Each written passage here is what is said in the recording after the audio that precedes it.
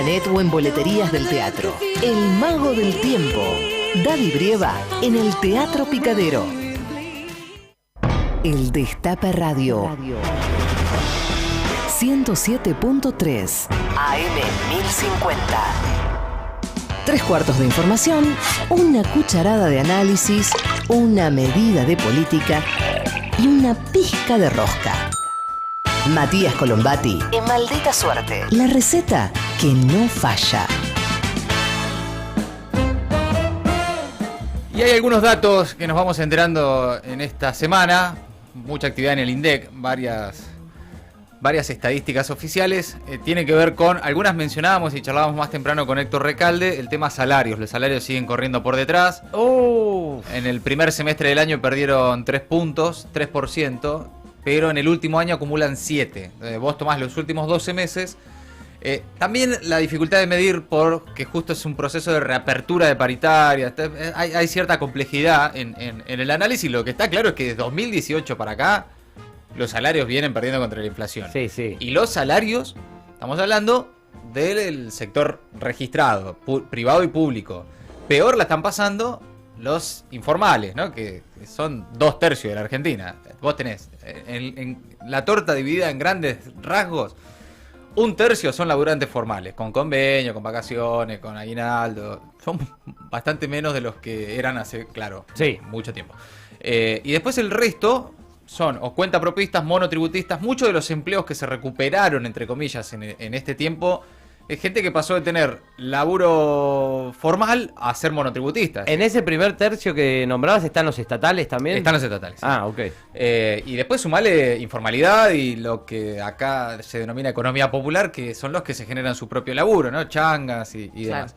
Bueno, eso por un lado. Al mismo tiempo, estamos en un momento bastante complejo, porque la actividad económica, la industria, la construcción, hay sectores de la economía que están realmente volando. Sí. En niveles muy, muy altos. La industria, por ejemplo, en junio, trabajó en los niveles más altos desde 2018. ¿Sí? Antes de la pandemia, ni hablar, ¿no? Mejor que con el macrismo. Claro. Vos tenés datos también que salieron esta tarde del INDEC, del último informe. En junio, la industria trabajó en los niveles más altos desde 2018 y es otro dato que revela el proceso de reactivación económica. Y es que la actividad creció más de 3 puntos porcentuales en comparación con mayo. O sea, también de mes a mes 3 puntos más, pero el nivel de utilización de la capacidad instalada de la industria en junio fue de 65%, registrando un aumento interanual, en comparación con el mismo mes del año pasado, de casi 12 puntos. Tenés, insisto, sectores creciendo muy fuerte, niveles no, insisto, ya prepandemia, sino mejores que durante el macrismo, pero muy despareja. Es esa recuperación. Entonces tenés lugares que están con buenos niveles de recuperación de empleo. Y hay sectores que están paradísimos. Y sectores que están muy castigados, muy Y también golpeados. la otra discusión de quién se queda con esa recuperación, ¿no? Claro, bueno, ni hablar, que esa es la discusión que se está dando justamente ahora, ¿no? Con no solo la reapertura de paritarias y si el salario le gana o no a la inflación. Vuelvo con lo que charlábamos más temprano. Hay varias discusiones, algunas incluso hasta simbólicas. La jornada laboral.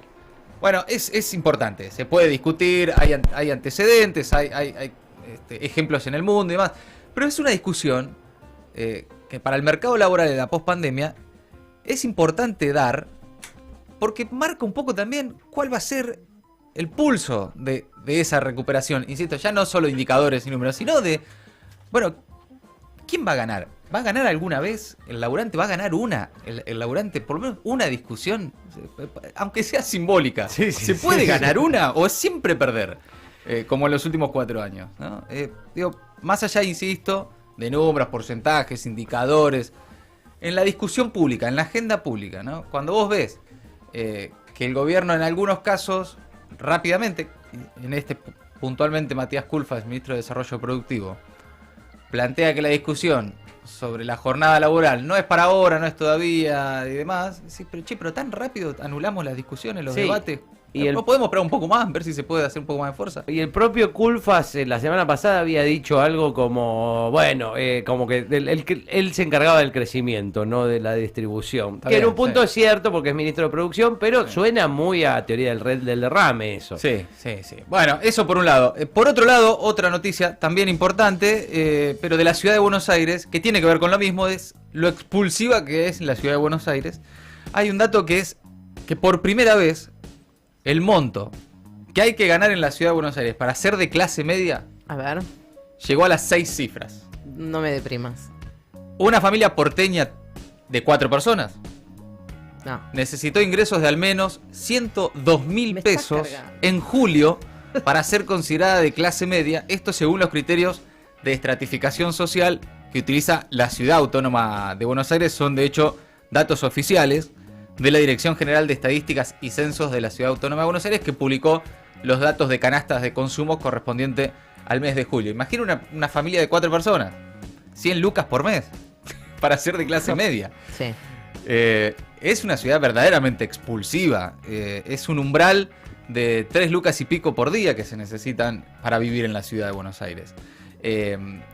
Y con un aumento de 3% respecto al mes de junio. Bueno, y con, en términos interanuales, para llegar a ser de clase media, para ese nivel socioeconómico, el nivel de gastos aumentó casi 48%, esto en comparación con julio del año pasado. Es decir, que de esta manera, por primera vez, el umbral, el piso de ingresos necesarios en la ciudad de Buenos Aires, en la capital del país, ingreso per cápita más grande de la Argentina, a niveles incluso de países europeos, para ser de clase media necesitas arriba de 100 lucas en la ciudad de Buenos Aires.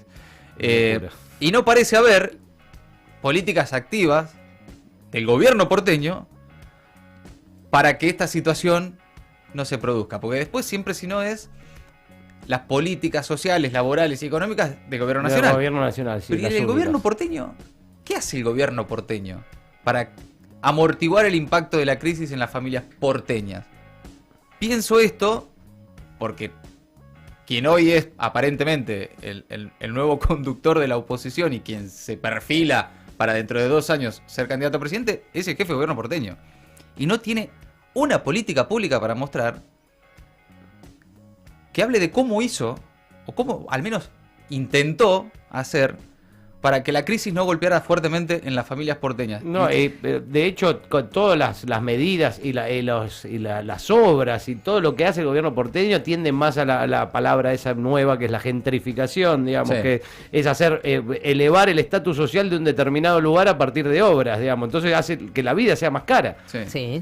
Y eso lo termina siendo absolutamente expulsivo. Y además Claro. hay que tener en cuenta que la base de votantes de la ciudad de Buenos Aires, de Larreta, del PRO, de Juntos, como quieran llamarlo, es la clase media. O sea que si no le tira un guiño ahí, la Sí. va a tener complicada. Sí, algo por lo menos, algo, no sé, pero cuesta bastante encontrar, ¿no? Incluso pareciera haber más en el gobierno porteño, esto lo hemos dicho, aunque no lo cuenten, más políticas activas a los sectores extremadamente vulnerables, Claro. ¿no? Gente en situación de calle y demás, que al resto de la sociedad, a la clase media, ni siquiera clase media acomodada, estamos hablando de que se necesita una familia normal, 4 personas, una familia tipo, esa Sí, famosa sí, familia sí, tipo, sí. 100 lucas por mes para ser de clase media en la ciudad de Buenos Aires parece bastante inalcanzable, ¿no? Bueno, es el dato y además la característica de que por primera vez ese monto alcanzó las 6 cifras en la ciudad.